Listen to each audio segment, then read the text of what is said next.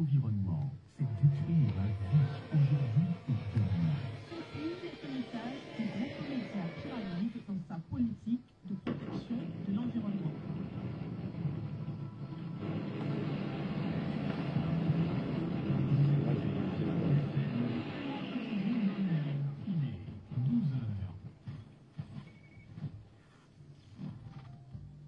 Au cœur de Lomé, une grande radio. Pyramide FM, Pyramide FM.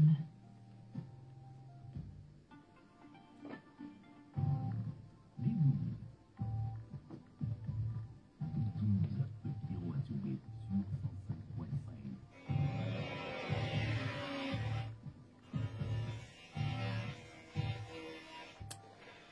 Les grandes puissances se bousculent en Afrique, elles se cognent même la tête, tant pis pour les traumatismes. Elles font bousculer les Africains, il faut juste qu'il ait les moyens de déplacement. Quand le chef de la diplomatie russe, Sergei Lavrov, se fait prendre en photo à Conakry, à Olombo, à Ouagadougou et à N'Djamena aux côtés des présidents de la Guinée, du Congo, du Burkina Faso et du Tchad, des dizaines de chefs d'État ou de gouvernements africains font le même exercice aux côtés du président coréen, mais loin de leur terre à Séoul, la capitale de la Corée du Sud. C'est le dernier pays à inviter l'ensemble des États du continent à un sommet sur le modèle des nombreuses conférences qui existent déjà et qui peinent à assurer vraiment le relèvement et le développement de l'Afrique. La question est de savoir si les Coréens réussiront là où les Français, les Américains, les Européens, récemment les Japonais ou encore les Russes semblent avoir échoué. Parlant des Russes, ils sont de plus en plus actifs en Afrique. Mais qu'est-ce qui explique autant l'attrayante position qu'incarne désormais le continent noir? Reste-t-il réellement le continent de l'avenir, comme c'est prédit par de nombreux observateurs? Ces derniers regardent nos pays, ils suivent sans aucun doute le Togo dans ses différentes initiatives pour son avenir. Un avenir qui s'écrit dorénavant dans une nouvelle république. La cinquième a du mal à passer partout, notamment au siège de certaines formations politiques. Les FDN ne veulent pas la reconnaître ipso facto en siégeant à la nouvelle Assemblée nationale. L'élu maître de Diapévon, s'adressant à ses compatriotes, avait eu des mots et des thèmes très forts pour décrire ce qu'il a appelé la grande mascarade pour le braquage électoral, avant d'évoquer l'engrenage que constituerait pour l'opposition son choix d'être au Parlement. Depuis la publication des résultats des élections au Togo, les Togolais maintiennent leur division aux portes de l'Assemblée nationale. Certains comparent la situation à un dilemme, une équation difficile. Cette équation n'est d'ailleurs pas la seule. Les autres se posent à l'ensemble de la communauté nationale, celle de l'impunité par exemple, ou encore celle des inondations. Les inondations ont la vie dure, elles semblent échapper aux différents canaux et retenues, puisque les bassins de Lomé ne retiennent plus les eaux. Puis il les renvoie sans ménagement dans les maisons, faisant fuir les occupants. Les eaux dribblent les autorités et prend le meilleur sur les familles. Le gouvernement ne veut surtout pas se laisser déborder. Il pointe du doigt le dérèglement climatique, les permis de construire et l'éventualité des actions d'évacuation. En vérité, le gouvernement tente de limiter les dégâts. Ces derniers sont bien nombreux déjà, puisque certaines familles et certains commerçants ont déjà beaucoup perdu. Les éperviers n'ont pas voulu subir le même sort en évitant cette semaine la défaite à Lomé devant le Soudan du Sud en marquant juste 2 buts à Tégué. Bonjour à tous et bienvenue au D12. Nous sommes sur Pyramide FM. Notre invité du jour est Nathaniel Olympio. Il est le président du parti des Togolais. Les contacts de l'émission sont 96 50 34 37 et puis sont de 10 43 09 70. L'émission est mise en onde par Marik Freitas. Nathaniel Olympio, bonjour. Bonjour. Comment allez-vous? Je vais bien, merci. Félicitations. Pour Oui, je savais que ça allait vous étonner quand je vous dis félicitations en début d'émission. Je vous dis félicitations pour avoir publié un livre, puisque ce n'est pas courant au Togo. Oh, oui, c'était pour moi une opportunité de partager quelques réflexions que j'ai sur notre pays, sur notre sous-région, sur ce qui se passe dans le monde, sur nos relations avec les puissances, les grandes puissances. Et voilà, ça a donné ce livre. C'est vrai que nous aurons le temps de parler de ce livre d'ici la fin de l'émission, mais ce n'est pas courant en réalité que les acteurs politiques, notamment africains et togolais, fassent publier des ouvrages. Vous l'avez fait, c'est sans doute important pour vous. Oui, c'est important que mes pensées soient connues parce que je suis engagé dans la défense du droit dans mon pays, et pour la défense des libertés. Et les Togolais doivent savoir quelles sont mes réflexions, le fruit de mes réflexions, quelles sont mes pensées, quelles sont les analyses que je fais en tant qu'acteur politique et prises en prenant en considération l'espace dans lequel nous vivons avec les tumultes que nous connaissons en ce moment, la CEDEAO, l'Union africaine et la présence des grandes puissances qui s'affirment de plus en plus sur le continent, la guerre des influences sur nos pays. Tout cela a un impact sur notre vie intérieure, sur notre politique intérieure. Et voilà, je voulais revisiter un peu l'histoire et l'histoire contemporaine aussi, et pour en tirer la compréhension de ce que nous vivons aujourd'hui. Nous verrons d'ici la fin de l'émission si ce livre est disponible, et au-delà de ce que vous venez de dire, s'il y a d'autres choses à savoir à propos de ce document que vous avez fait paraître récemment. Mais quand on vous invite dans une émission comme celle d'aujourd'hui, après les résultats des élections, après toute l'actualité qui suit, après tout ce que vous-même vous aviez dit quelque temps avant les élections, est-ce que vous vous dites parfois que vous aviez toujours raison à propos des élections au Togo? Je dirais que très vite, ça fait une dizaine d'années, que nous avons compris, nous sommes un certain nombre de personnes et avons compris que les élections, moi je les ai qualifiées, je les qualifie de facteurs de division des forces démocratiques.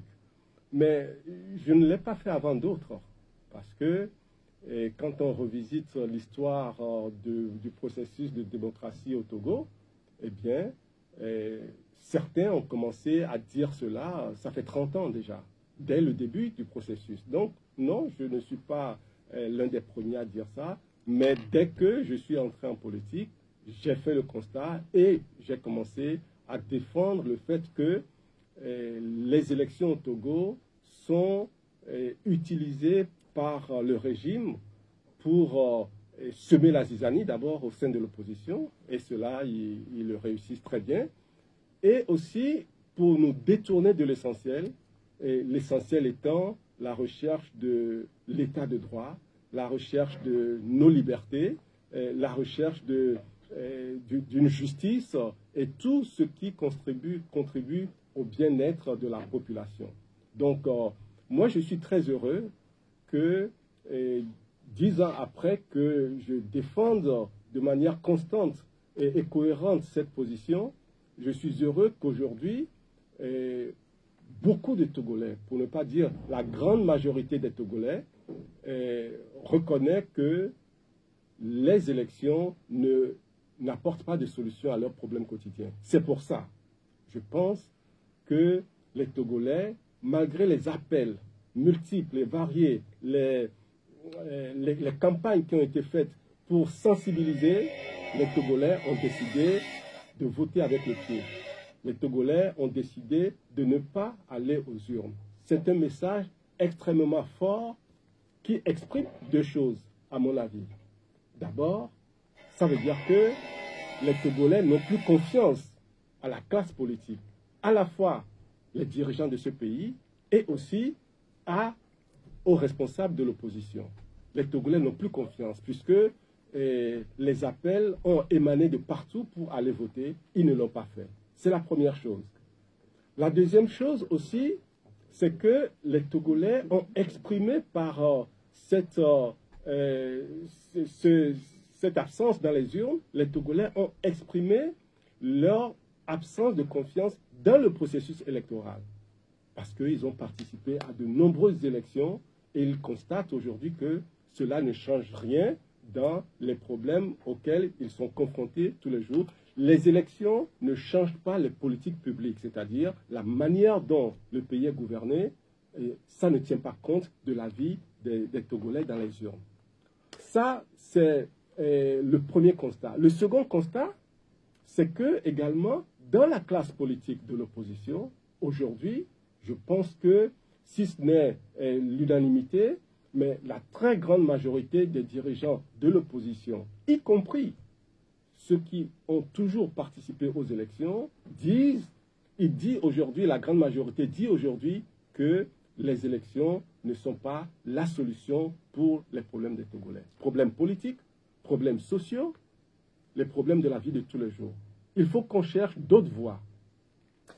Vous savez très bien que nous sommes en démocratie où nous tentons d'asseoir beaucoup plus de démocratie dans notre pays depuis plus de 30 ans et ailleurs. Ce sont les élections qui ont permis à ce que les solutions soient trouvées à des questions d'ordre social. Et si vous dites que le constat est fait que les élections ne sont plus les solutions, comment se fait-il qu'ailleurs c'est les solutions?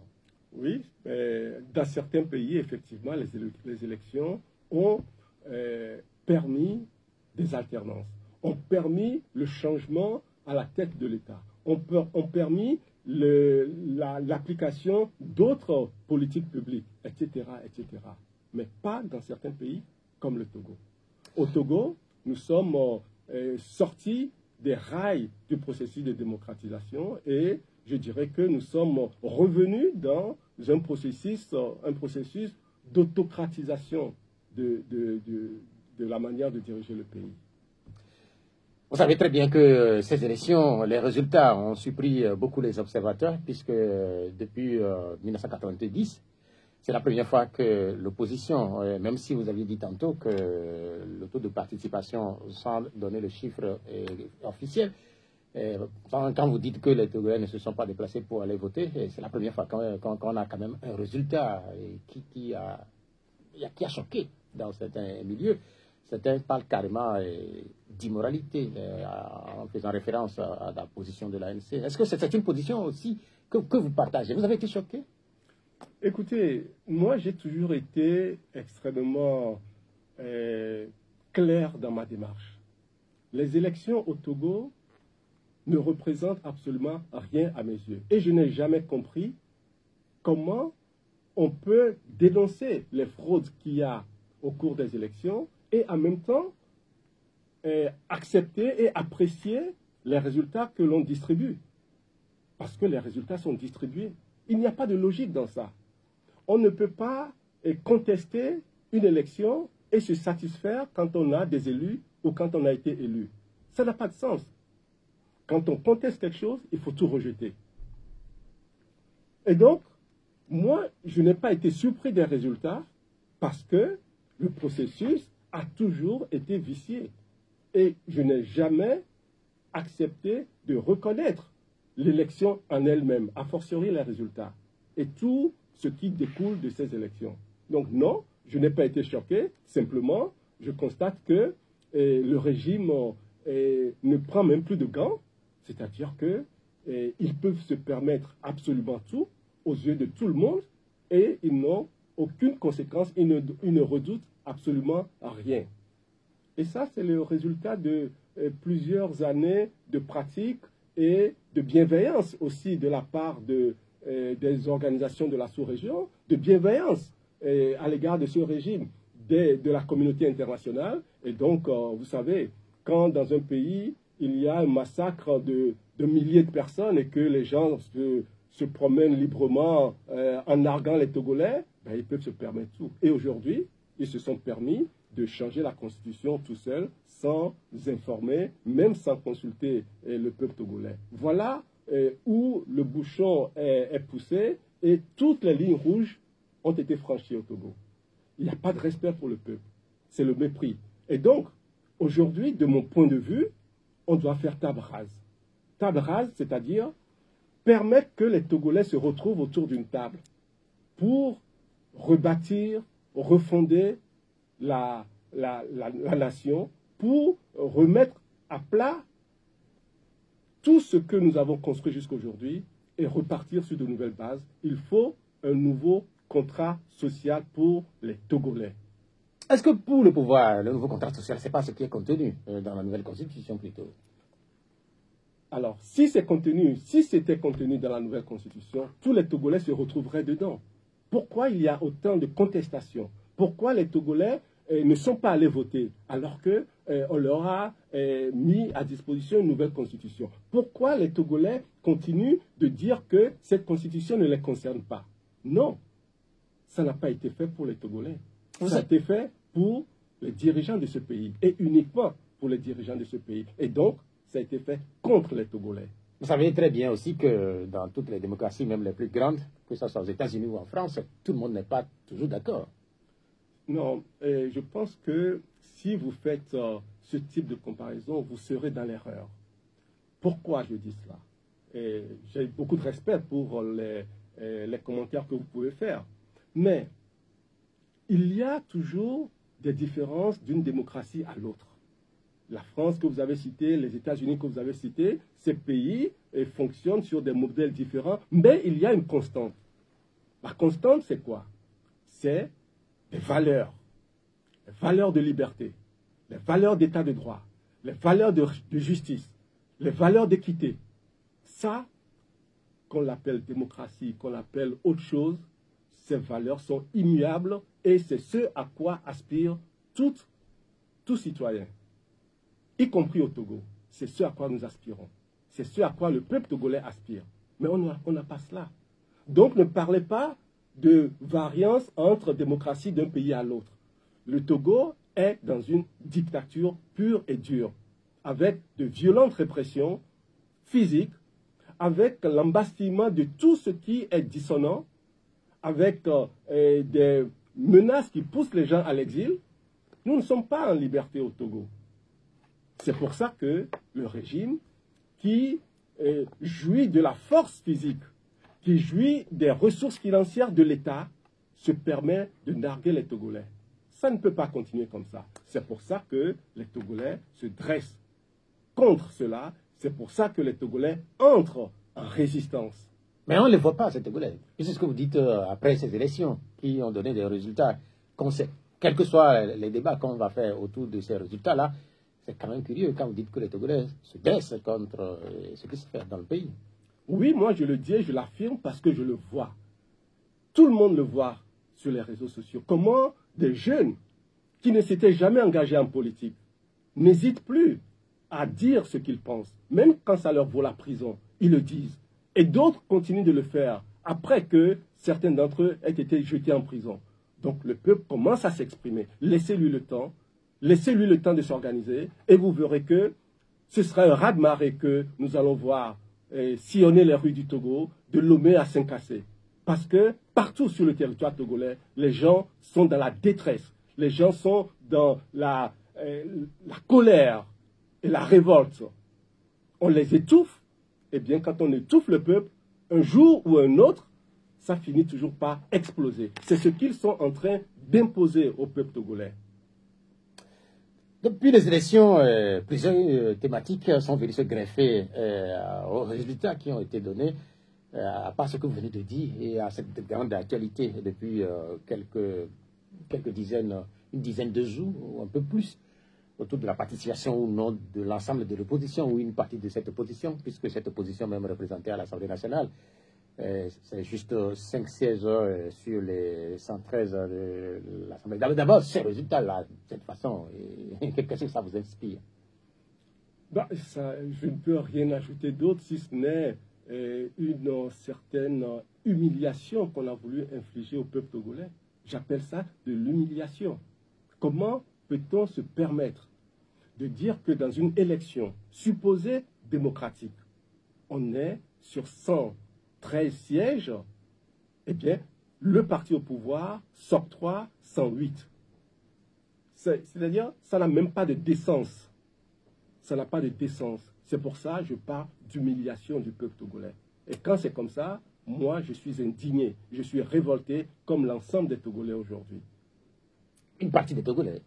La très grande majorité. De la même manière qu'ils se sont donnés plus de 95%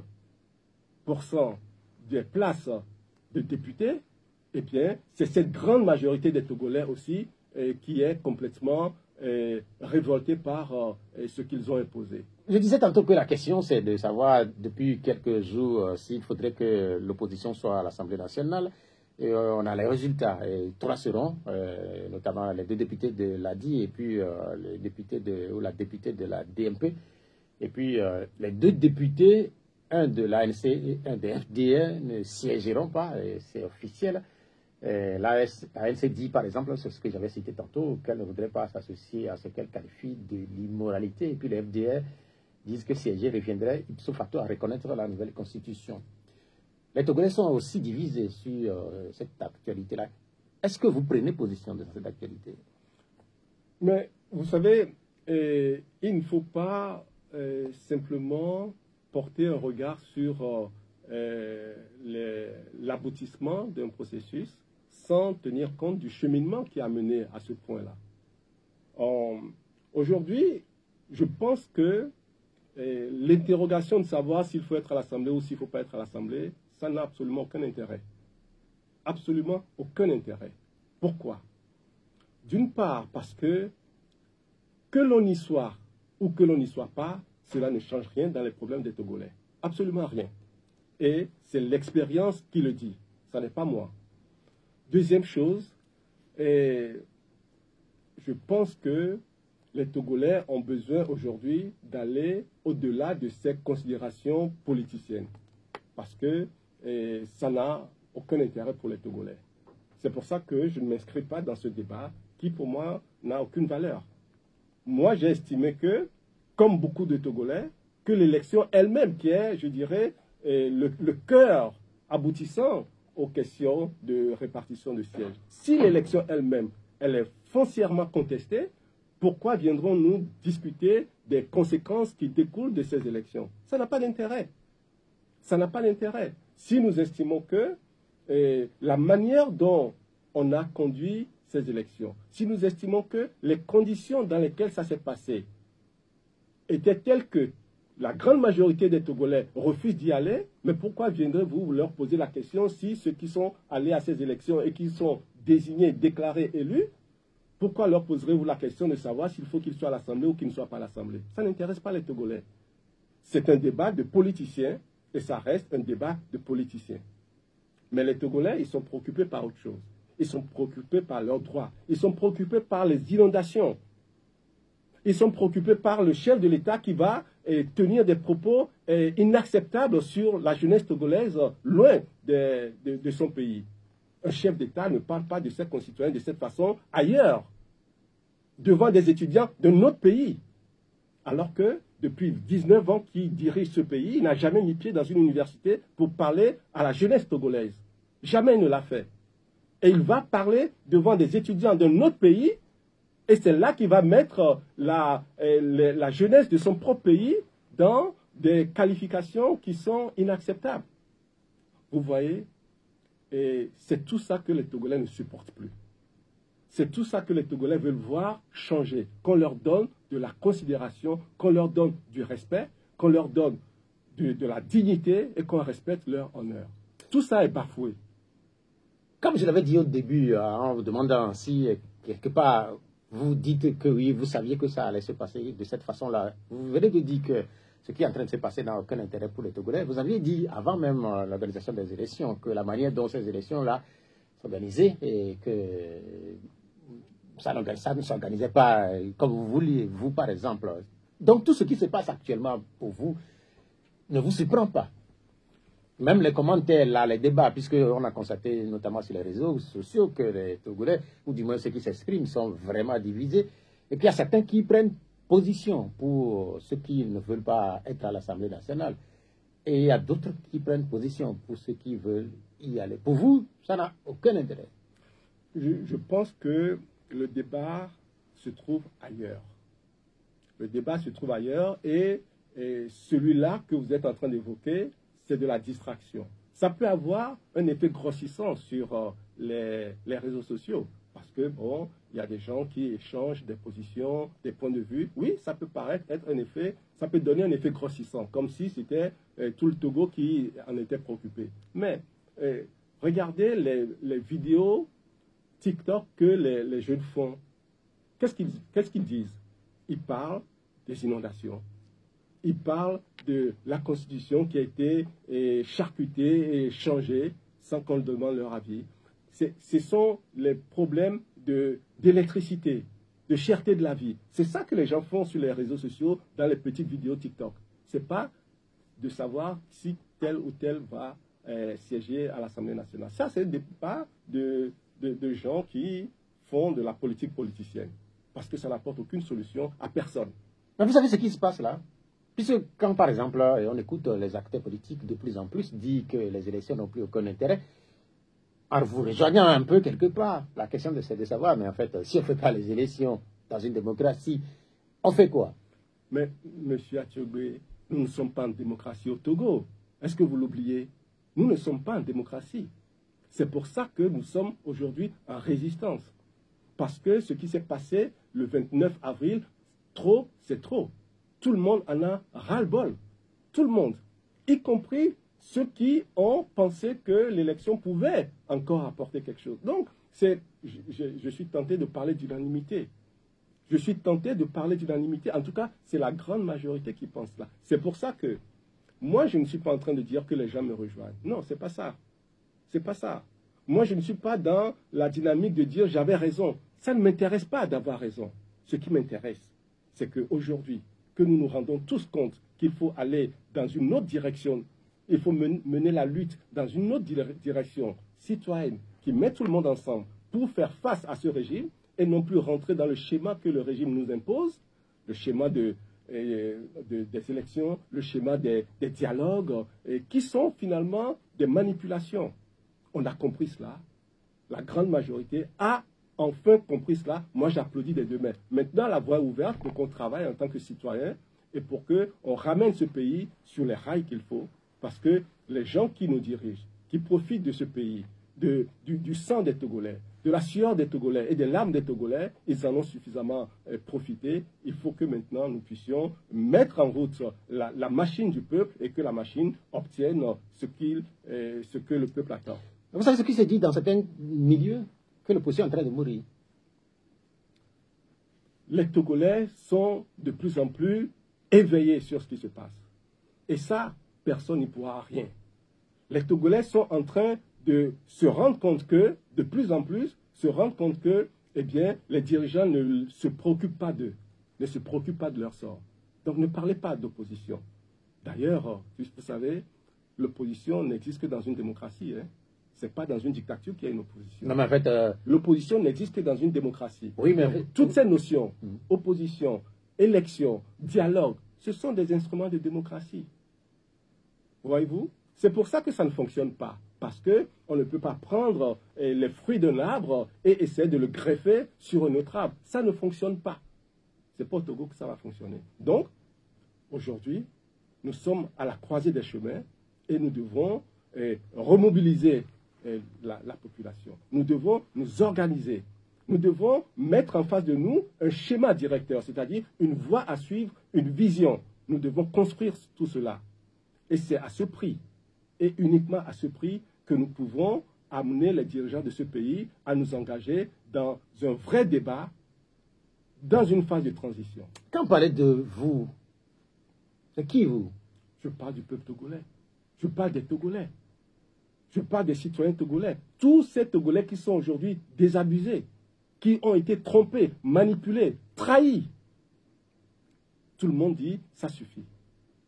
Est-ce que vous pensez que ces Togolais-là, dont vous faites allusion, ils ont une organisation qui peut éventuellement, demain, leur permettre, oui, comme vous l'avez dit tantôt, d'engager des discussions avec le pouvoir ou d'avoir le nouveau contrat social, comme vous l'avez dit à l'entame de l'émission? Mais moi, je pense que les Togolais sont en train de s'organiser avec un certain nombre de partis et d'organisations de la société civile. Et nous avons engagé très tôt une démarche pour nous opposer à ce changement de constitution. Nous avons mis en place le Front touche pas à ma constitution. Nous nous organisons, nous réfléchissons. Nous sommes en train de mettre en place une démarche. Nous sommes en train de construire la lutte différemment.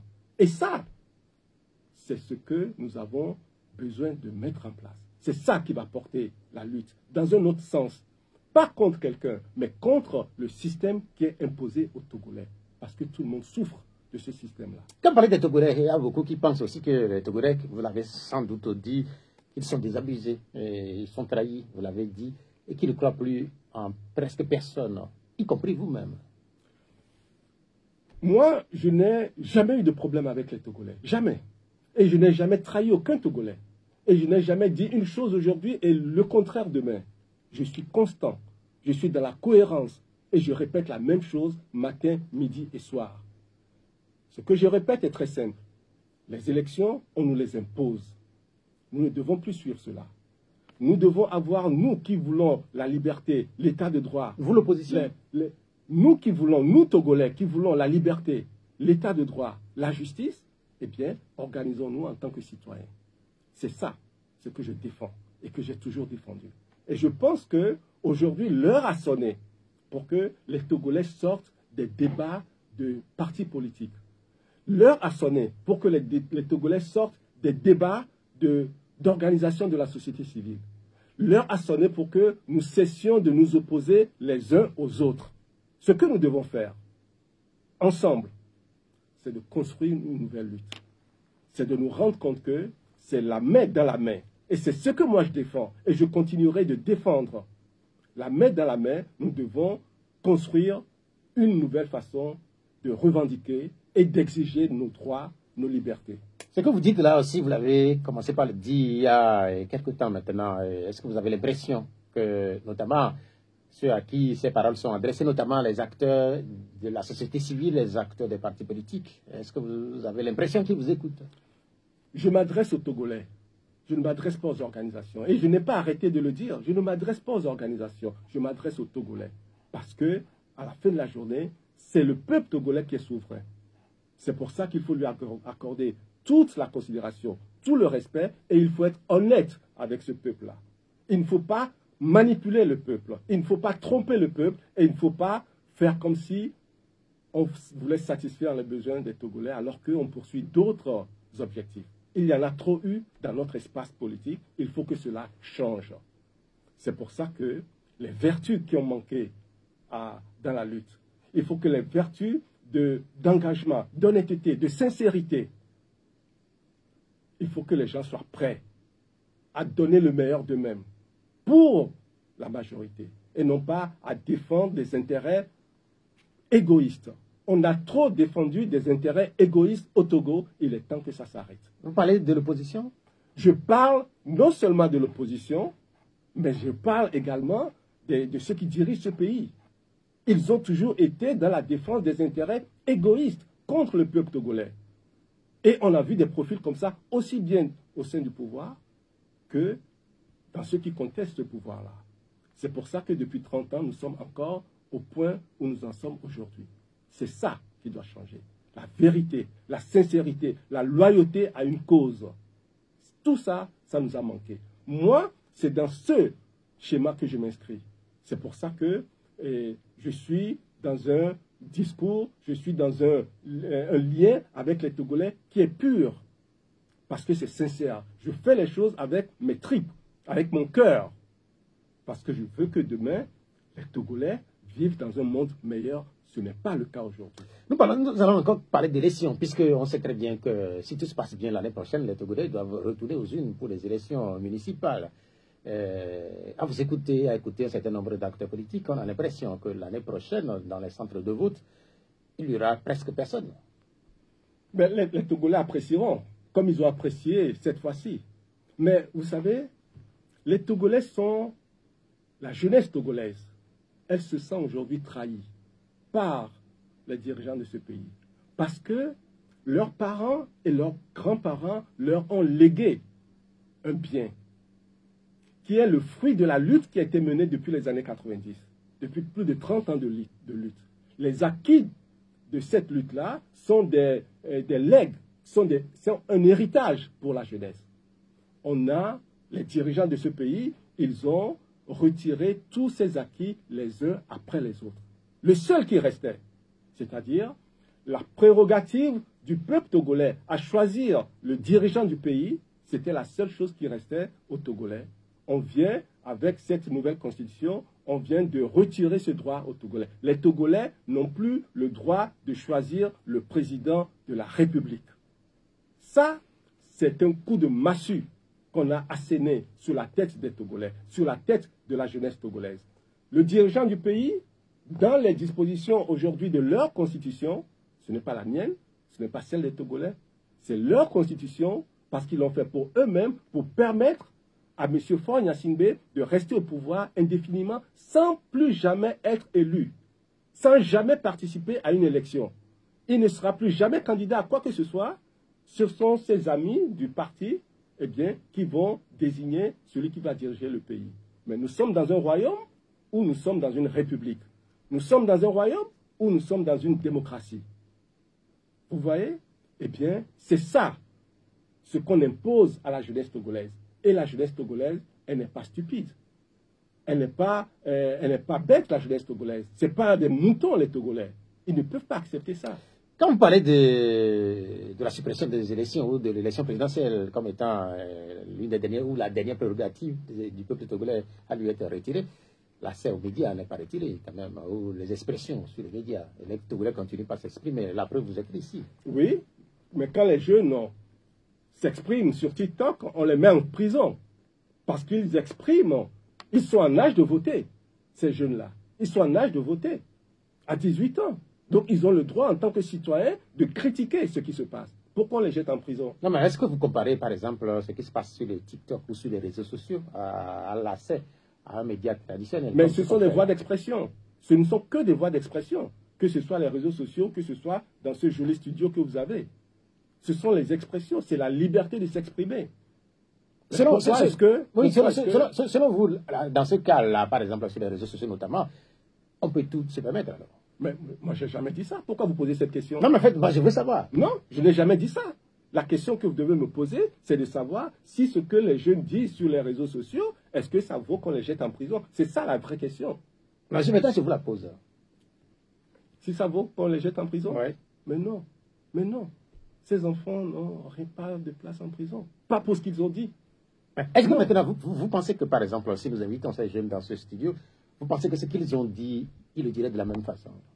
C'est pourquoi je voulais faire la démarcation entre ce qui se dit sur les réseaux sociaux et ce qui se dit dans les médias. C'est pour la façon qu'il faut les jeter en prison? Non, oui, en fait, on a constaté que... Oui ou non? Mais on a constaté qu'ils ont été jetés en prison. Oui, mais justement, la question c'est pourquoi on les a jetés en prison?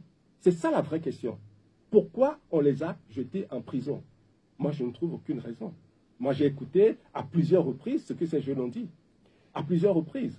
Il nous reste 5 minutes pour que les auditeurs commencent par intervenir dans l'émission. Mais vous avez dit à propos de la nouvelle constitution que leur constitution, c'est ce que vous avez dit.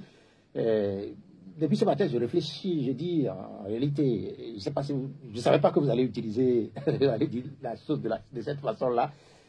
On a l'impression justement qu'un certain nombre de Togolais ne veulent pas se retrouver, ne sont pas d'accord avec la nouvelle constitution, cette constitution qui a été promulguée. La question c'est de savoir...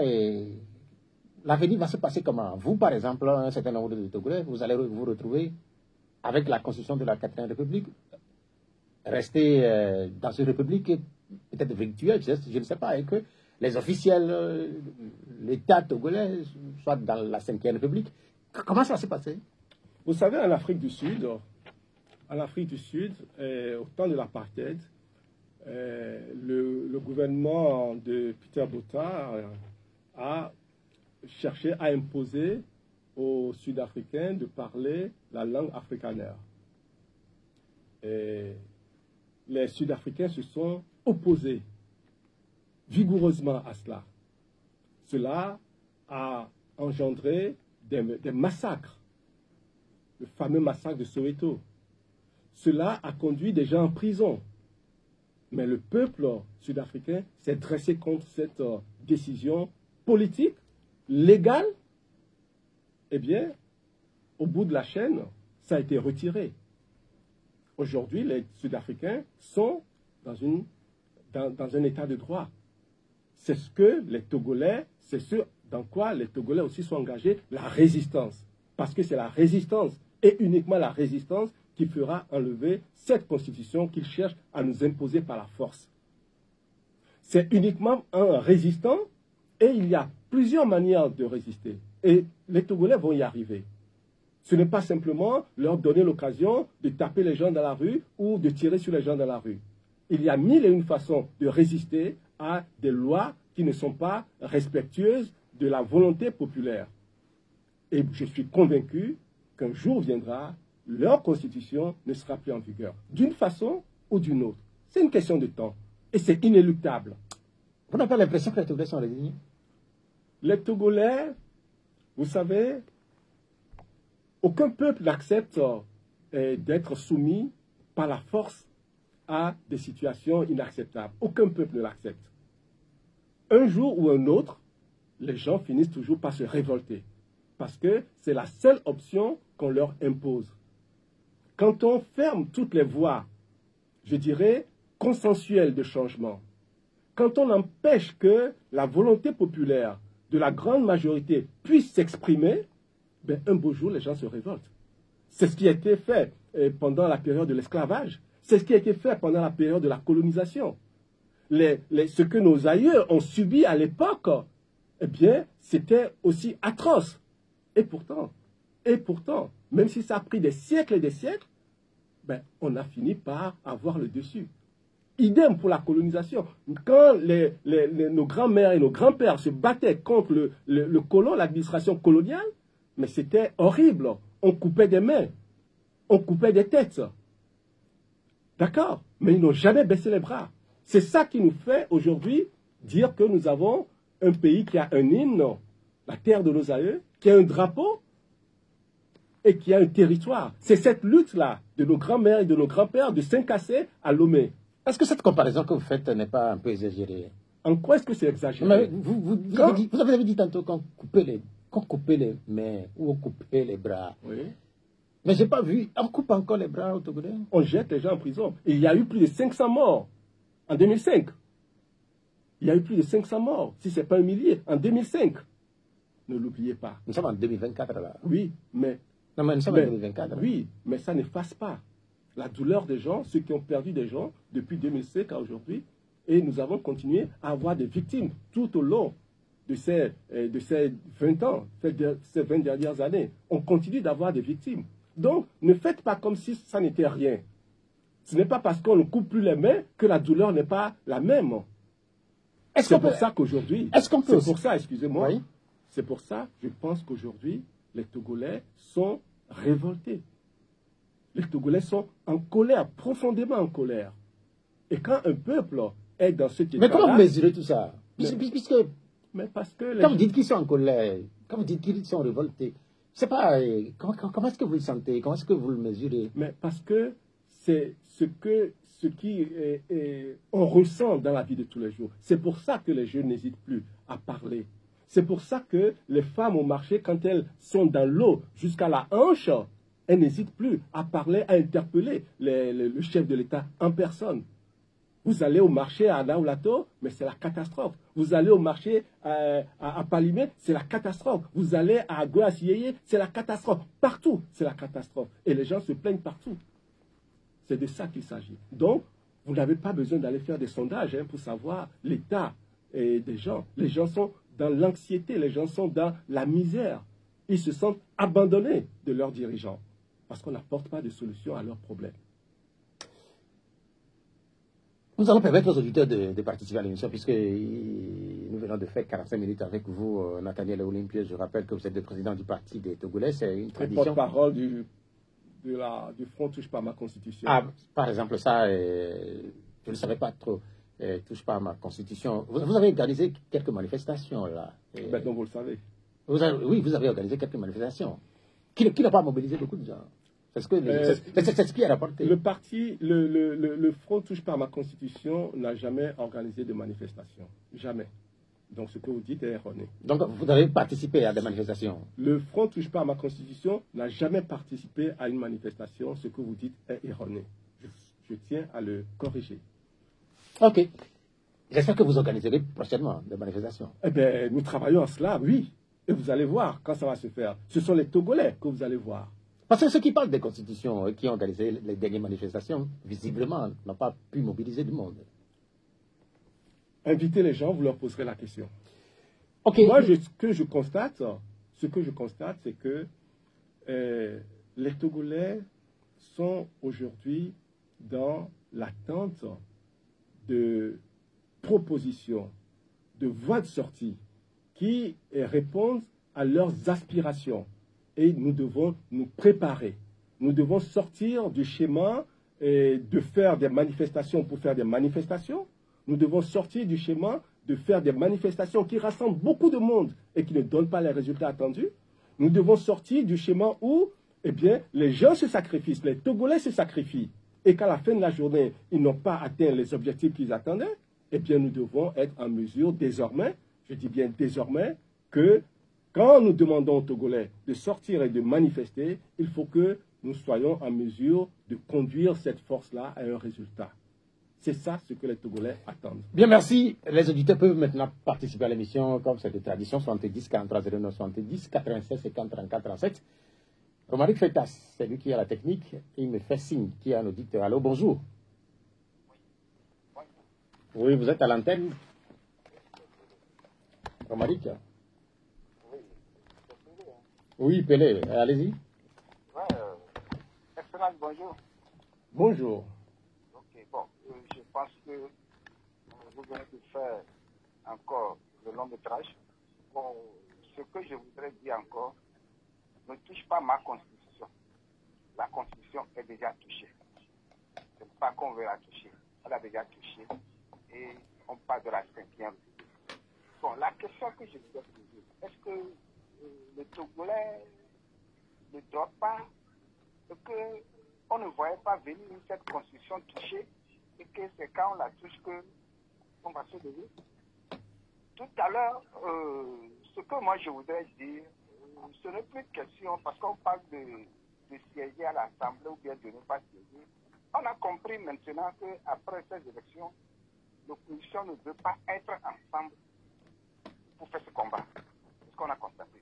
Si le RPT Unir a réduit les 108 ou bien les 150 partis politiques qu'on parle souvent au Togo à 4 partis politiques, et assez multiples, à voir le président Jean-Pierre Fabre, le président Maître Apévo, le président professeur Dougué et Mme Adjamago, et que je voulais demander à notre invité ici, aux yeux de ces deux et ces 4 leaders, si vous tenez devant eux, quel discours vous allez leur dire d'être ensemble pour faire ce combat?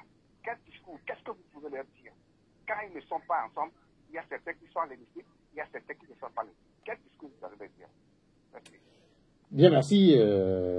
PD, la question c'est véritablement sur la deuxième partie, puisque je ne sais pas si vous voulez réagir à la première partie de la question sur le non touche pas à ma constitution qui est déjà touché.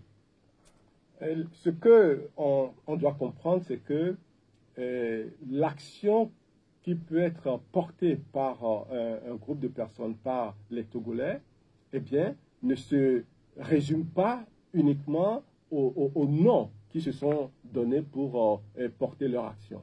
D'accord? Ce que les Togolais recherchent, ce n'est pas uniquement une question de constitution en réalité. Ce que les Togolais recherchent, c'est ce que nous avons dit tout au long de cette émission.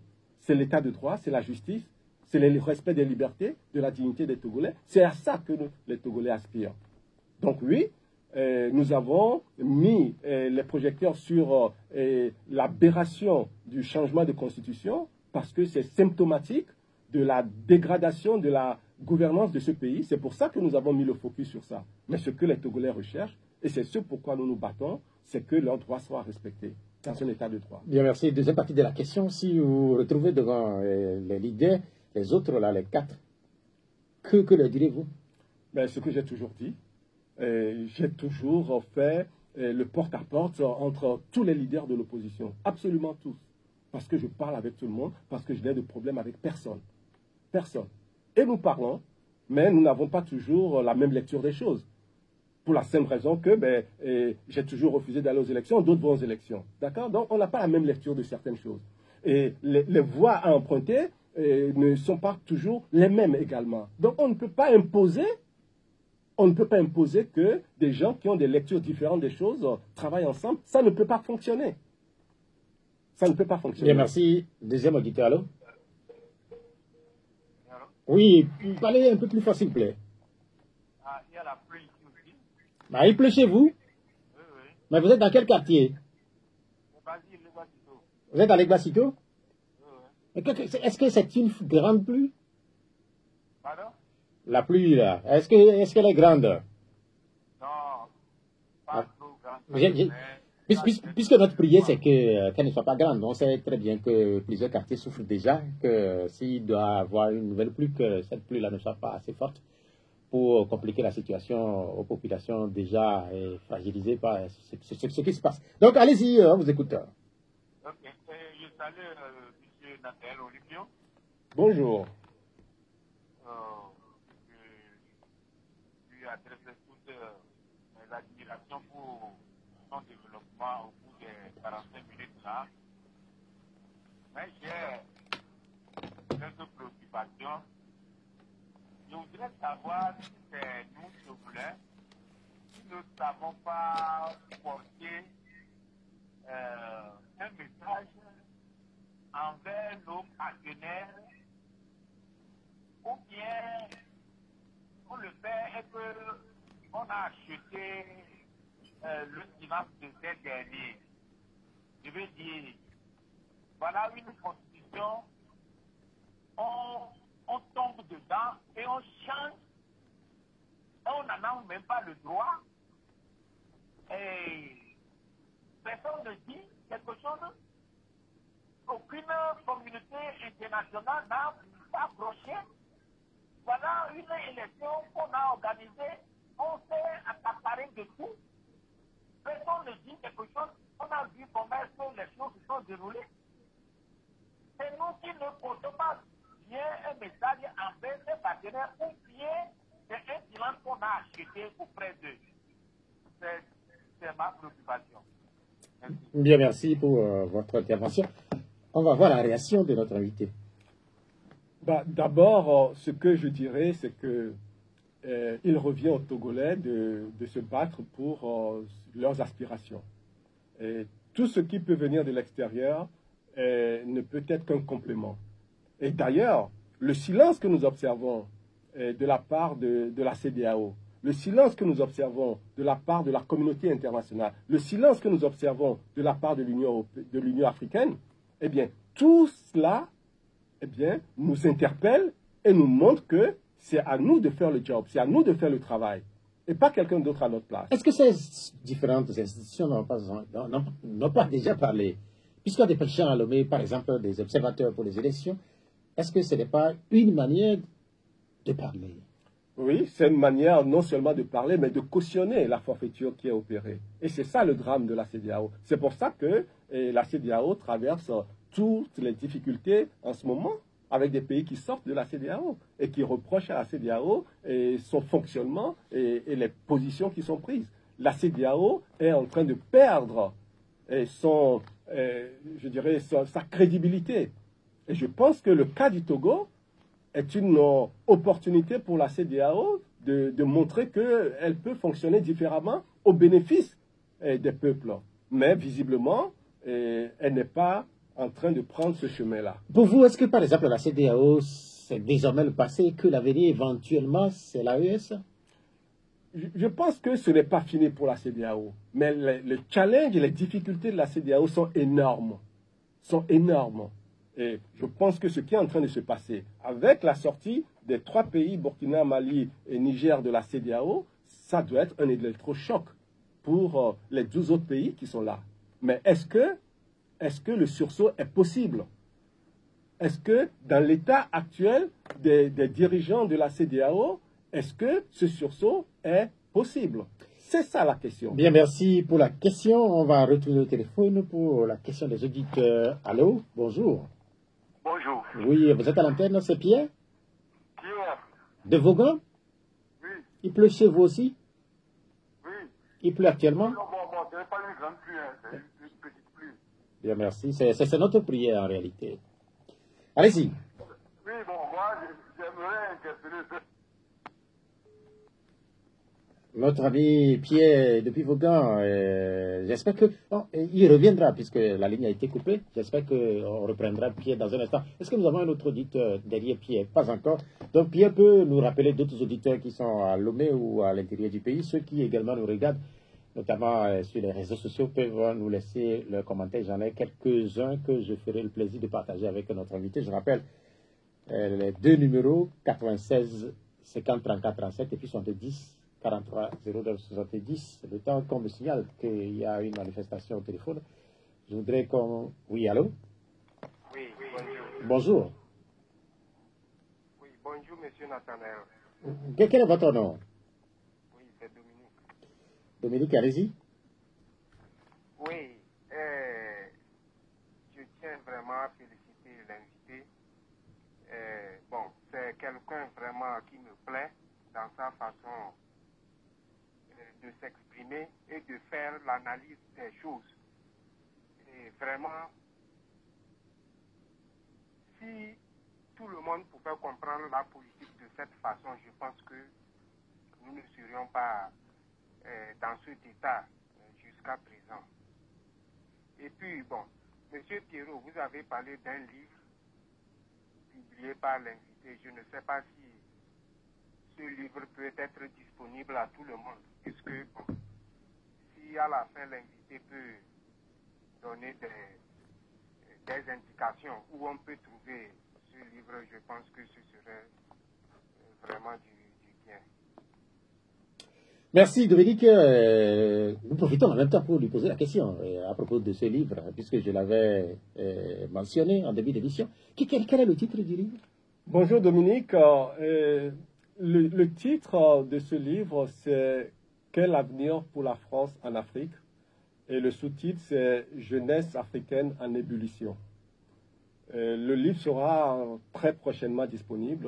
Les dispositions sont en train d'être prises pour rendre le livre disponible et nous aurons l'occasion d'échanger autour de ce livre le moment venu.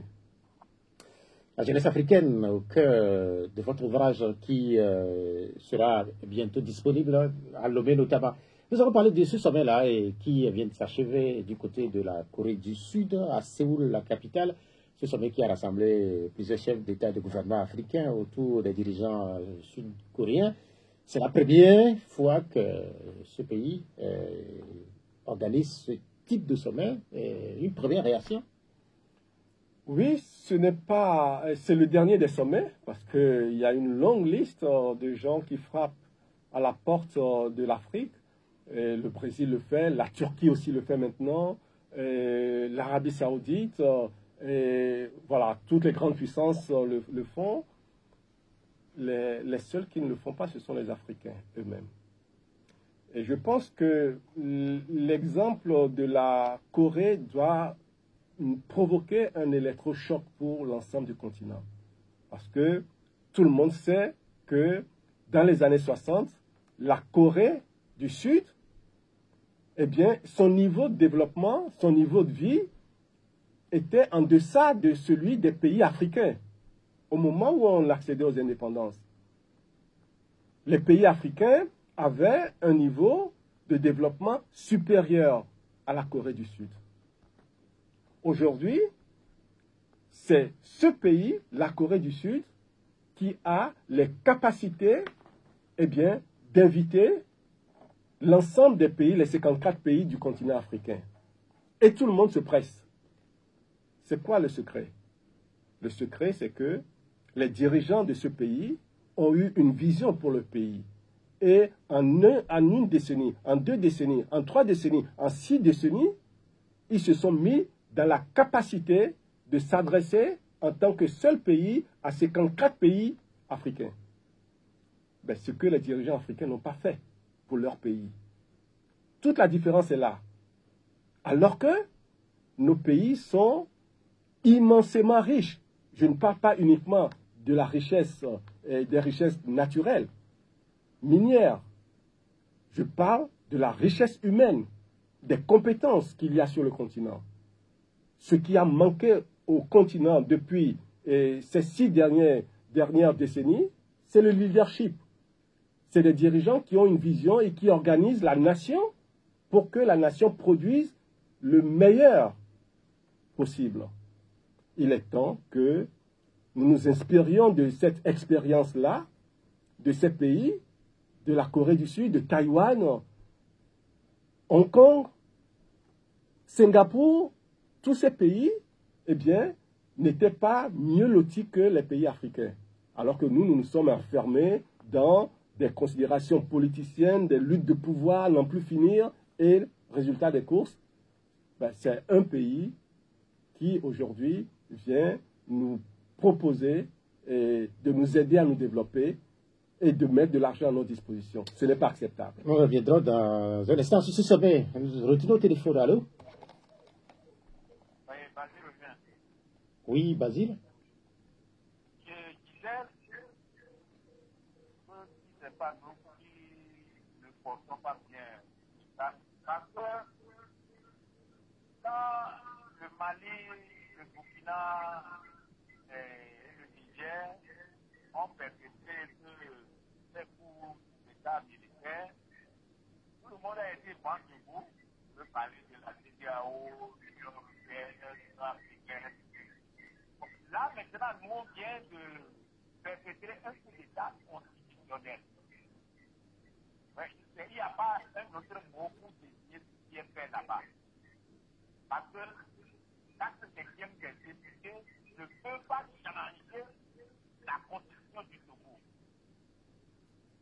Ce qui m'étonne, c'est les journalistes qui viennent sur les radios, ils disent que ceci, cela, on est en cinquième république, l'opposition est en train de mourir, comme ils ne veulent pas nous sur le bas. Qu'est-ce qu'on va faire finalement? Qu'est-ce qu'on va faire?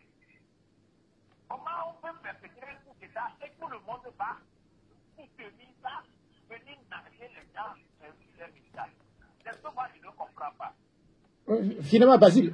Allô, Basile. Oui. Oui, vous nous avez parlé du silence de la communauté internationale. Là, par exemple, vous dénoncez la prise de position de certains journalistes. Et au final, quelle est votre question? Ma question, est-ce que c'est une fatalité d'être togolais? Bien, merci.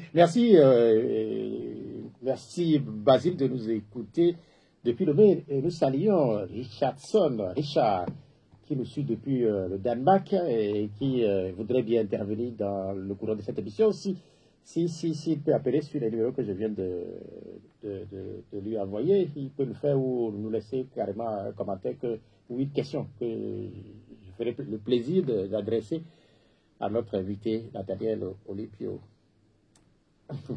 Il parle de fatalité pour ce qui concerne le Togo. Est-ce que c'est une fatalité? Puisque ça, on l'entend aussi souvent. Oui, il parle de fatalité et ce n'est pas du tout une fatalité, bien sûr.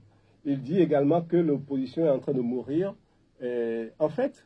Alors, il dit que certains disent. Oui, certains disent. Vous l'avez aussi dit oui, je tout vous ai à posé l'heure. la question. Oui, c'est pour ça que je reviens sur ce point.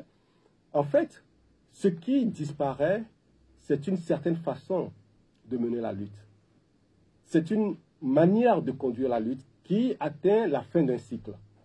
Ça atteint la fin d'un cycle parce que, eh bien, la plupart de tous ceux qui ont mené cette lutte de cette façon-là, et qui sont encore acteurs aujourd'hui, que je salue pour leur engagement, pour leur sacrifice qu'ils ont fait pour le peuple togolais, eh bien, tous ces acteurs aujourd'hui se rendent compte qu'il faut changer d'approche. Et tous, ils ont dit que, eh bien, la démarche électorale, voire électoraliste, n'est pas la solution. Ça, c'est une grande victoire pour l'ensemble des Togolais, parce que ça devient un nouveau point de départ pour organiser, pour structurer, pour se donner une vision de la lutte et pour la conduire différemment. Je pense que c'est ça qui incarne la nouvelle espérance. Et donc, quand on est dans cette nouvelle espérance, avec une vision, avec des objectifs, avec des moyens qu'on définit ensemble, eh bien, il n'y a plus lieu de s'inquiéter. Parce que c'est ça qui donnera l'efficacité. L'efficacité qui nous a toujours manqué. La détermination n'a jamais manqué. L'engagement n'a jamais manqué. Eh bien, il y a eu un excès de calcul, il y a eu un excès d'objectifs personnels, égoïstes. Il y a eu quelques excès, mais fondamentalement, les gens ont toujours été engagés dans cette lutte-là. Ce qu'il nous faut aujourd'hui, et c'est ce que moi je défends, c'est simplement qu'on tienne compte de la réalité qui nous est imposée et qu'on s'organise de manière réaliste et en toute loyauté. Reparlons de ce sommet qui s'est tenu à Séoul avec la présence de dizaines de chefs d'État et de gouvernement aux côtés des dirigeants sud-coréens. La Corée du Sud qui a promis près de 10 milliards pour aider les Africains. Mais récemment, il y a un président africain, c'est Patrice Talon, qui disait que l'Afrique n'a pas besoin d'aide, que l'Afrique a besoin de partenariat. Mais au vu de ce que nous venons d'assister là, on peut se demander qui a raison et qui a tort, puisqu'on sait très bien que les sommets de ce genre ou les conférences de ce genre ont toujours existé depuis des décennies. Mais visiblement, l'Afrique ne semble pas décoller. Oui, c'est pour ça que les propos du président Talon viennent à point nommé. L'Afrique n'a pas besoin d'aide. L'aide tue l'Afrique. L'aide tue l'Afrique. Parce qu'il y a eu des milliards de dollars qui ont été injectés dans les économies africaines depuis 60 ans. Des milliards de dollars. Ça n'a pas aidé les pays africains à se développer. Parce que, eh bien, nous n'avons simplement pas les structures qu'il faut, les structures économiques, l'espace politique qu'il faut pour que cette manne financière produise des résultats. C'est pour ça, oui, le président Talon a juste raison. On va essayer. Te dis allô? Allô? Cet auditeur n'a pas le retour. Allô, il y a un autre. Allô, bonjour. Oui, oui, Pierre, vous nous parlez au moment où vous avez été coupé. Vous nous appelez depuis Vaughan. Oui, Vaughan. Allez-y. Moi, j'aimerais seulement interpeller ce que je voulais. Parce que lorsqu'on parle de l'opposition, ce n'est pas les leaders, c'est le peuple qui est l'opposition. C'est le peuple qu'on martyrise.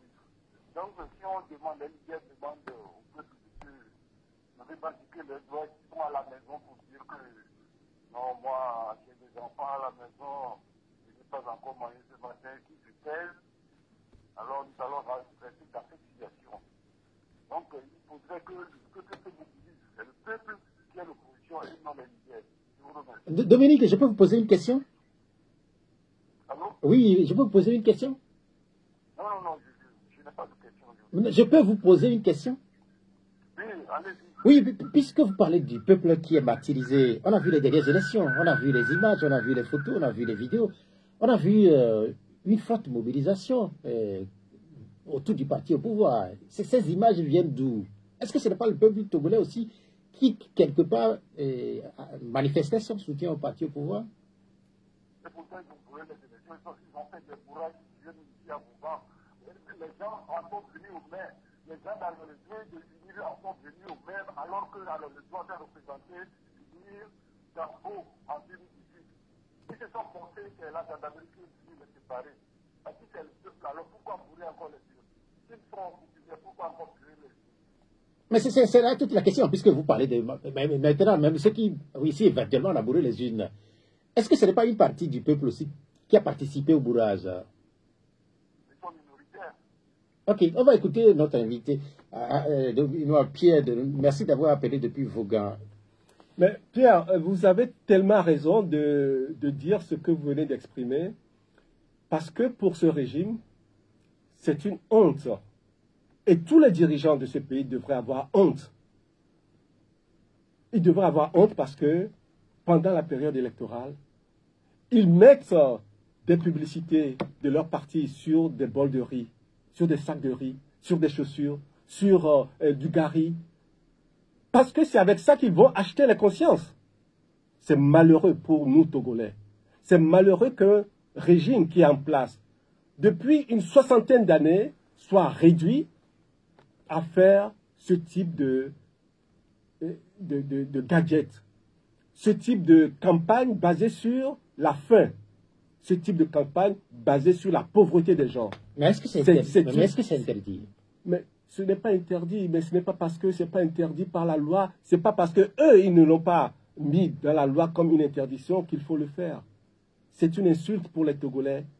Même quand vous allez à l'extérieur, les gens se posent des questions. On achète les Togolais avec des sacs de riz, de gari, des chaussures, de l'alcool, du champagne, à l'effigie du grand timonier. Vous voyez, quand on traite un peuple de cette façon, c'est qu'on le piétine. c'est qu'on l'humilie.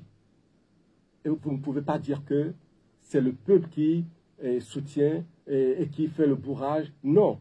Ce sont quelques individus qui sont cooptés et qui ont des bénéfices personnels dans cette situation qui, finalement, maintient la grande majorité dans une précarité inacceptable. Mais il y a une question également. Tout ce que vous venez de dire, le gari, le champagne, je ne sais quoi encore, à l'effigie du parti au pouvoir, ces gadgets qui ont été déversés ont été acceptés.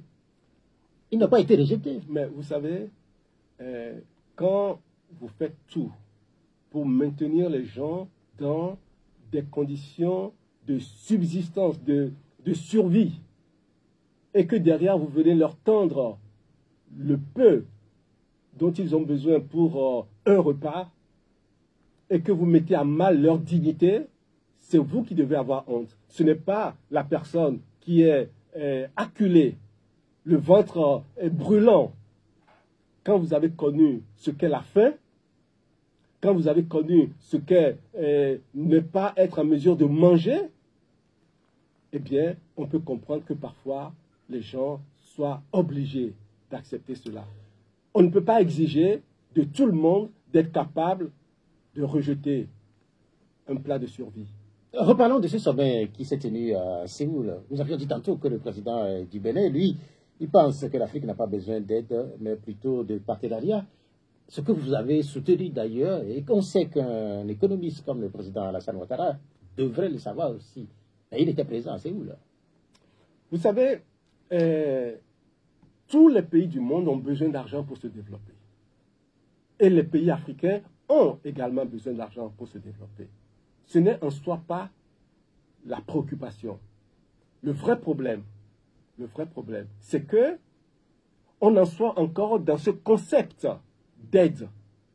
C'est ça qu'il faut bannir. Le concept d'aide, il faut le bannir. Nous pouvons aller chercher de l'argent sur les marchés financiers, dans l'épargne des Togolais. On peut aller chercher cet argent. Mais quand on est dans une démarche où les autres pensent qu'ils ont besoin d'aider des gens affamés, des gens plus faibles, etc., eh bien, nous serons toujours dans cette situation. C'est un peu comme nos pays ont passé 60 ans à lutter contre la pauvreté. On ne fait que lutter contre la pauvreté. Et le Togo est devenu champion pour sortir les gens de l'extrême pauvreté, pour les mettre dans la pauvreté. Et on applaudit. Non. Moi, je n'ai pas besoin qu'on sorte les gens de l'extrême pauvreté pour les installer dans la pauvreté. Je veux, pour mon pays, qu'on se batte pour la prospérité. À quel moment on va se battre pour la prospérité? C'est ça qui développe un pays. Donc, les objectifs sont différents. La manière de conduire l'économie est différente parce que la vision est différente.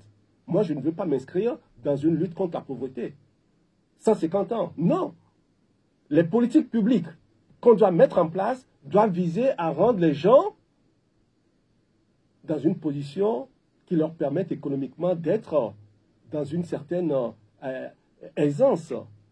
C'est-à-dire se nourrir correctement, se soigner correctement, éduquer les enfants comme il faut et avoir la possibilité de dépenser de l'argent pour la culture, pour les loisirs. C'est ça qu'on doit viser. Mais la lutte contre la pauvreté, ça suffit comme ça. Mais bien, merci. Je parlais tantôt de Richardson. Richard, qui nous suit depuis le Danemark. Il a laissé un certain nombre de commentaires. Je vais partager certains de ses commentaires avec vous. Il dit quelque part que le peuple ne croit plus à personne. Et puis, il a ajouté, vous avez trop manipulé le peuple. Et puis, enfin, il dit les mêmes systèmes de lutte depuis plus de 30 ans. Une réaction aux différentes réactions de notre ami. Oui, je pense que il a raison dans ce qu'il dit, sauf que on doit ajouter qu'aujourd'hui, tout le monde fait le même constat. Hier, c'était difficile parce que les avis étaient très divergents. Aujourd'hui, après ces élections catastrophiques, les plus catastrophiques qu'on ait jamais connues, tout le monde, ça a mis tout le monde d'accord.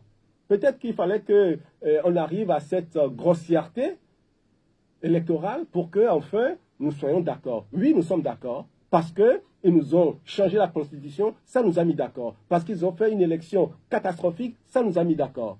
Donc, le point de départ est aujourd'hui situé. C'est sur ce point d'accord où nous sommes tous sur la même longueur d'onde qu'il faut bâtir maintenant le nouvel élan, la nouvelle confiance, la nouvelle crédibilité. Oui, on a besoin de redevenir crédible aux yeux de la population. Je parle de nous les leaders, nous qui nous sommes donné une responsabilité de conduire la lutte. Nous devons regagner la confiance de nos concitoyens. Ça nous a manqué. C'est à ça que je travaille. Nous allons dire un mot de la structure Touche pas à ma constitution, et puis après nous parlerons des inondations, si nous avons encore le temps. À propos de cette structure, ça rassemble combien de personnes qui sont là-bas? Non, je pense que depuis le 22 mars que nous avons commencé à nous mettre ensemble contre ce changement de constitution et que nous avons été gazés le 27 mars lorsque nous avions organisé une conférence de presse. Depuis lors, on n'a pas arrêté de travailler. Aujourd'hui, nous sommes dans une phase de conception de la lutte. Nous sommes en train de repartir sur les expériences, les 30 ans d'expérience que nous avons eues. Eh bien, nous avons fait une évaluation de tout cela et aujourd'hui, nous sommes en train de mettre en place la manière dont la lutte doit être conduite. Ça prend du temps parce que c'est de la réflexion. Il faut prendre en compte toutes les considérations, ce que j'appelle les facteurs de réussite qui nous ont toujours manqué. Il faut les prendre en considération. Il faut présenter et proposer un projet qui se base sur une vision, sur des objectifs clairs. Demain, les choses changent dans le pays. Qu'est-ce que vous proposez aux Togolais? C'est ce que j'appelle le nouveau contrat social. Tout ça, ça nécessite du travail, ça nécessite de la conception, ça nécessite des réflexions. Et ce n'est pas en claquant les doigts que ça se fait. Il ne faut pas se jeter dans la précipitation pour dire « Ok, sortons, allons faire des manifestations ». Il ne s'agit pas de dire aux Togolais « Ça y est, on nous a encore triché aux élections, allons manifester ». Non, ça ne se limite plus à ça. Nous devons aller au-delà. C'est pour ça que le Front Touche pas à ma constitution aujourd'hui rassemble des partis politiques, rassemble des organisations de la société civile, rassemble des personnalités individuelles. Et si nous ne faisons pas aujourd'hui de publicité sur les gens qui sont en train de travailler ensemble, c'est parce que nous ne voulons plus être dans le schéma où on vient se montrer et puis on disparaît. Nous voulons, le jour où nous allons nous présenter au peuple togolais, nous allons lui proposer une offre politique. Une nouvelle approche de contrat social. Où nous voulons aller? Dans quel Togo voulons-nous vivre? C'est la question à laquelle nous sommes en train de réfléchir. Et c'est ça qui va faire les propositions que nous allons soumettre aux Togolais. Ça viendra, soyez patients, nous y travaillons. Ce n'est pas une personne, ce n'est pas deux personnes, ce sont beaucoup de Togolais qui se sont mis ensemble pour travailler et réfléchir sur ça. Avec les partis déjà connus, des personnalités connues, des associations de la société civile qui ont déjà travaillé ensemble et qui ont eu du mal à aller jusqu'au bout, par exemple, de leurs ambitions? Moi, je suis quelqu'un de très organisé, très structuré dans ma tête. Et je ne fais pas les choses au hasard. Ce que je propose, et avec tous les amis avec lesquels nous travaillons, ce que nous sommes en train de construire, c'est une démarche construite, rationnelle, qui va dire aux Togolais, voici ce que nous sommes en train de poursuivre. Est-ce que vous êtes d'accord? Si vous êtes d'accord, vous nous soutenez. Dans la transparence.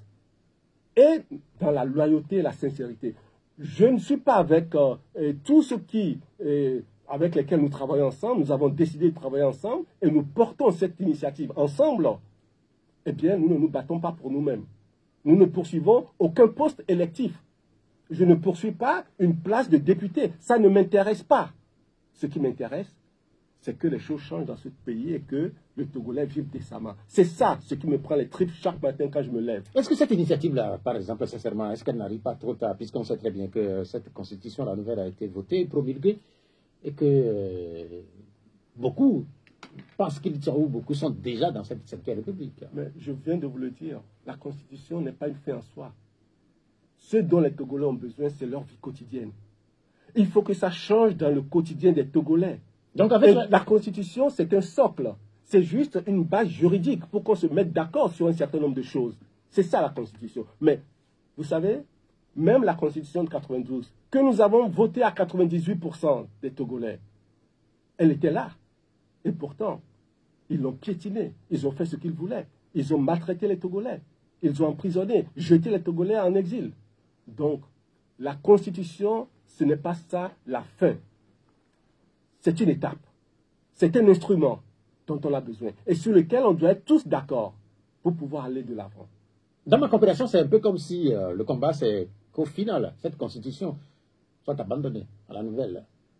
Vous savez, l'objectif déjà, le point de passage, c'est que cette constitution ne perdure pas en place, même si c'est promulgué, et que ça entre en vigueur. Eh bien, il faut qu'on balaye cette constitution-là. Il faut qu'on la change d'une façon ou d'une autre. Il faut qu'on la change. Ensuite, eh bien, les Togolais vont construire le pays dans lequel ils veulent vivre. Parce que les Togolais, on doit leur donner la possibilité de répondre à la question ensemble, dans quel Togo voulons-nous vivre? C'est ça, je le martèle, je le dis depuis des années, mais nous ne pouvons pas en faire l'économie. Bien, merci. Nous allons finir cette émission sur cette actualité qui elle est devenue l'actualité phare du pays, hormis les questions politiques. C'est les inondations, puisque chacun vit quelque part et chacun fait l'expérience de ces pluies qui sont parfois accompagnées des vents très violents. Vous habitez où? Quel quartier? Moi, j'habite à Avepozo. Et je peux vous dire que quand je passe dans les rues de Tokon Badago, quand je passe dans les rues de Agoué, quand je passe dans les rues de Bé ou dans les rues de Agbalepedo, je me crois à Ganvier au Bénin. On est tous devenus des zones de cité lacustre. Mais pas quand même Ganvier. Mais vous avez vu, mais pas Ganvier quand même. Mais vous avez vu, monsieur Attiobé, excusez-moi, monsieur Attiobé, c'est très sérieux ce sujet. Et je ne ris pas. Ganvier, on sait là-bas que c'est une cité lacustre. Monsieur Ganvier, monsieur Attiobé, excusez-moi. Monsieur Ganvier. Monsieur Attiobé, c'est très sérieux ce sujet-là. Quand les gens se retrouvent dans leur chambre et qui sont obligés de patauger dans l'eau, quand les gens se retrouvent sur leur lieu de travail, au marché, et qu'ils ont l'eau jusqu'à la hanche, là où on vend nos nourritures, aucun quartier de Lomé n'est épargné. J'ai vu la sortie très maladroite du gouvernement qui a tenté d'imputer cette situation au changement climatique. Mais c'est une honte d'avoir osé sortir cet argument-là. Parce que on a bien constaté, et eux-mêmes ils en ont fait référence dans leur communiqué, que les rétentions d'eau qu'ils ont construites sont des causes qui aggravent la situation que nous vivons.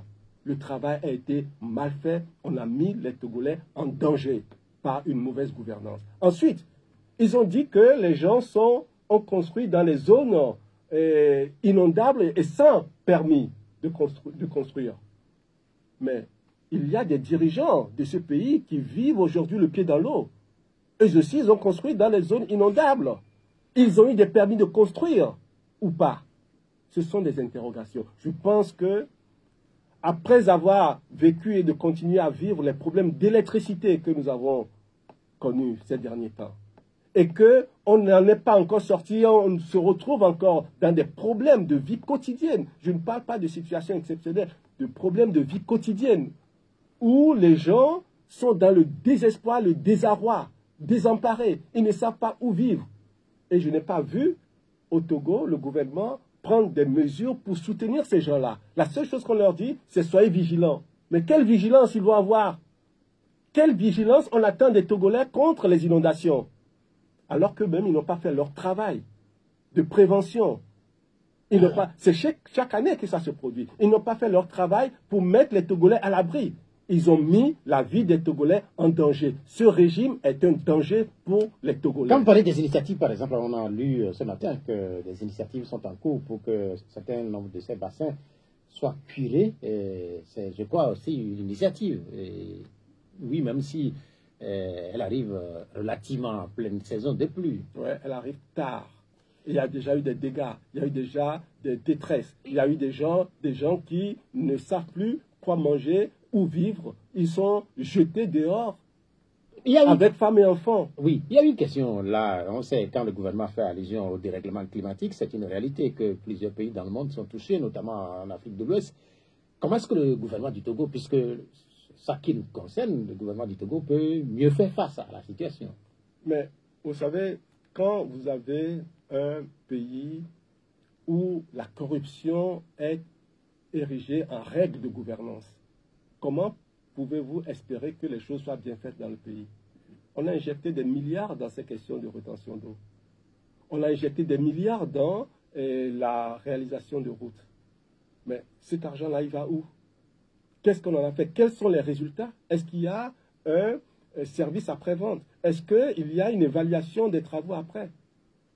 La route Lomé-Vaughan, la célèbre route Lomé-Vaughan, avec la corruption gigantesque qu'il y a eu autour de ça, je crois qu'on a évoqué le chiffre de 10 milliards au bas mot.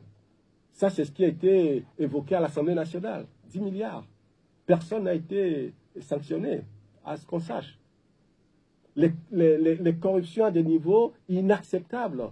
Transparence internationale, et tout le monde indexe le Togo. Ou la classification du Togo. Mais vous répondez à ma question. Je suis en train de vous dire que ce pays nous sommes en urgence là, les Togolais souffrent. Ce pays est tellement corrompu. Ce pays est tellement corrompu que les milliards qu'on injecte dans les travaux ne vont pas dans les travaux. C'est ça la réalité. Oui, il faut le dire. Oui, cette réalité elle est là.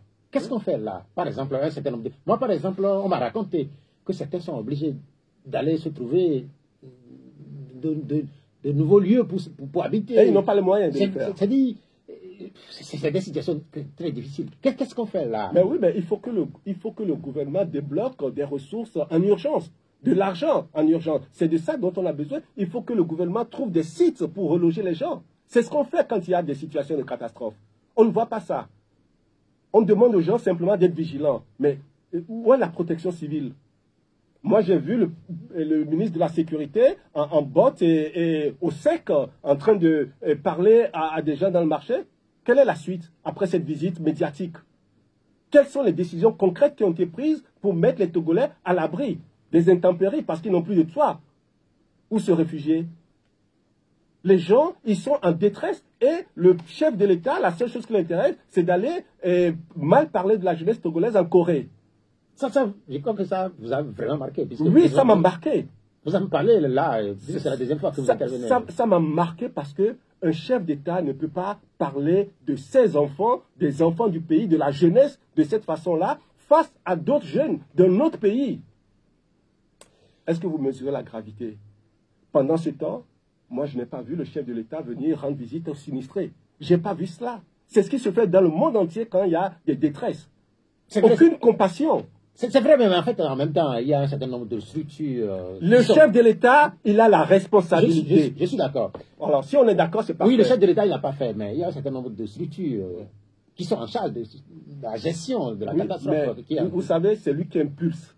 S'il avait été présent, les choses pourraient se passer différemment.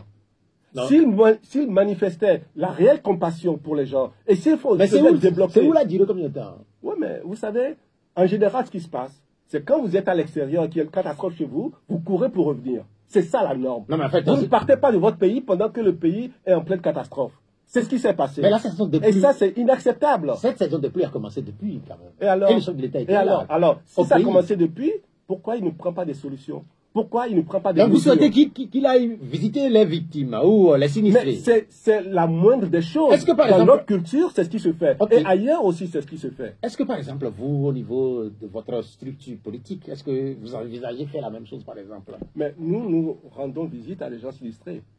Mais ce n'est pas le rôle des partis politiques de sortir de l'argent pour sortir les gens de la détresse. Ce n'est pas le rôle. Je n'ai pas dit l'argent. Oui, mais je le dis parce que je suis votre regard. Il y a l'argent de l'État. Il y a l'argent de l'État. C'est à ça que ça doit servir. Et l'argent de l'État ne doit pas être uniquement destiné à la corruption. Il est destiné à suivre la situation de détresse des Togolais. Bien, merci. Sans doute qu'un certain nombre de Togolais nous écoutent au moment où il pleut encore un peu sur Lomé dans certaines villes du Togo. Certains sont en situation sans doute difficile. Est-ce que vous avez un message de compassion éventuellement, de solidarité à leur endroit? Écoutez, c'est vrai que dans cette émission, j'ai exprimé beaucoup d'émotions parce que ce sont des situations qui m'affectent personnellement. Et je vois la détresse autour de moi et je vois le nombre de personnes qui sollicitent chaque jour des soutiens. On ne peut pas rester insensible à cela et je ne comprends pas que nos dirigeants soient si insensibles à la douleur des Togolais. C'est ça qu'il faut adresser en urgence. Ensuite, nous allons parler de nos problèmes politiques, les problèmes que les Togolais veulent voir résoudre, mais dans l'urgence aujourd'hui, où on parle, où il pleut et où on est en saison des pluies, il faut trouver des solutions d'urgence. Bien, merci d'être passé, Nathaniel Olympio. Vous êtes le président du Parti des Togolais. Cette émission s'achève. Merci à Romaric Fetas pour la mise en onde technique. Je suis Pierrot Atiobé. Bonne suite sur Pyramide FM. Au revoir.